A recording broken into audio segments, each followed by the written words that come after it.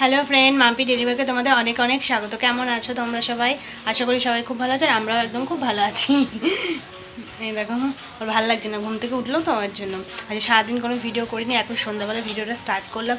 তো একটু বেরোচ্ছি, তাই ভাবলাম ভিডিওটা করি, কারণ সারাদিনে তো কিছুই দেখানো হয়নি, যে স্কুলে নিয়ে যাওয়া কিছুই আজকে দেখায়নি। একটু বেরোচ্ছি, তো তোমরা ভিডিওটা দেখতে থাকো।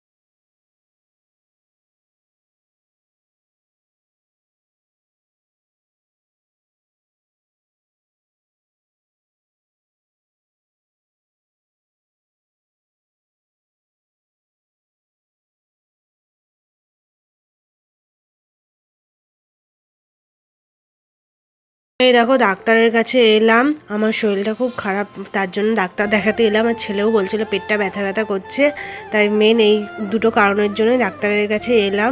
এরপরে যাবো আরেকটা জায়গায়, তো তোমরা ভিডিওটা দেখলেই বুঝতে পারবে।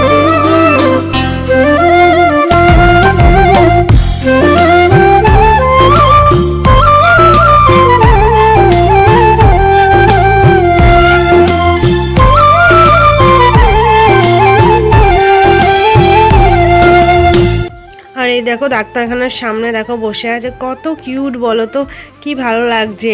ওকে এক প্যাকেট বিস্কুট দেওয়া হয়েছে, তাইও আমাদের পেছনেই ছাড়ছে না। দেখেছো, তোমাদের দাদাভাই দিল বলে ওর কাছে এসেই বসে আছে। কি ভালো লাগছে দেখতে।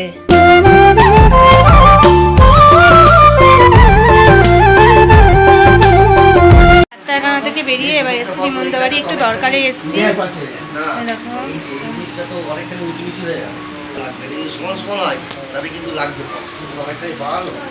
রিমন বাড়ি নিয়ে ও গেছে পড়তে, তাই আমার ছেলে পাইচারি করে বেড়াচ্ছে যে কখন আসবে রিমন দাদা। আর দিদি হলো চা করতে। দেখো, ছেলে বারান্দায় এসে বসে আছে, রিমন দাদা কখন আসবে, রিমন দাদা কখন আসবে, তাই এখানে বসে আছে। এখান থেকে শুধু বাইরে দেখছে, ও পড়তে গেছে তো তাই।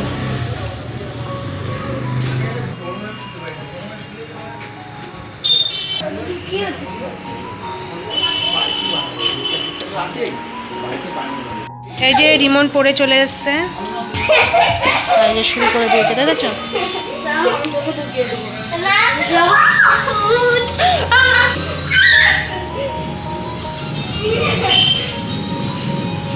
দেখো দিদি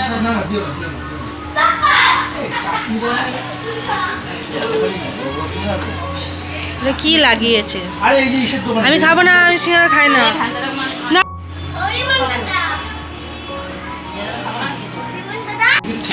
দেখো সব গল্প করছে, আর ওদের খেলাই শেষ হচ্ছে না।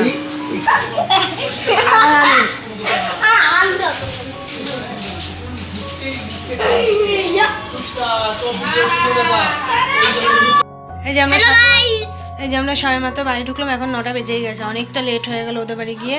আর প্রথমে তো দেখলেই যে ডাক্তারের কাছে গেছিলাম, ছেলের পেটে ব্যথা করছে তার জন্য গেছিলাম। তারপরে আমার জন্য দেখাতে গেছিলাম, শরীরটা ভালো না, কিছু খেতে পারছি না, তার জন্য অনেক ওষুধ দিয়েছে। যাক, তোমাদের সাথে এইটুকুই শেয়ার করার ছিল। যদি ভালো লাগে থাকে অবশ্যই লাইক কমেন্ট করো, শেয়ার করো, আর চ্যানেলটি অবশ্যই সাবস্ক্রাইব করে দিও। দেখা হচ্ছে নেক্সট কোনো ব্লগে। সবাইকে টাটা, সবাই ভালো থেকো।